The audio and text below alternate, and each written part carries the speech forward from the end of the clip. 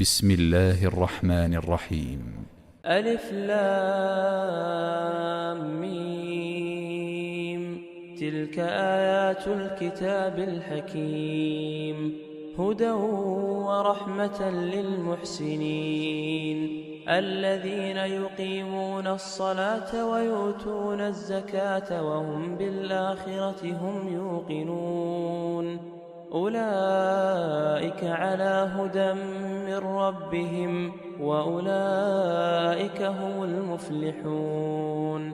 ومن الناس من يشتري لهو الحديث ليضل عن سبيل الله بغير علم ويتخذها هزوا، أولئك لهم عذاب مهين. وإذا تتلى عليه آياتنا ولى مستكبرا كأن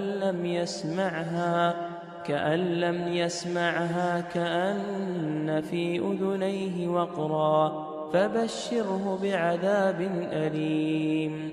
إن الذين آمنوا وعملوا الصالحات لهم جنات النعيم خالدين فيها، وعد الله حقا وهو العزيز الحكيم. خلق السماوات بغير عمد ترونها وألقى في الأرض رواسي أن تميد بكم وبث فيها من كل دابة، وأنزلنا من السماء ماء فأنبتنا فيها من كل زوج كريم.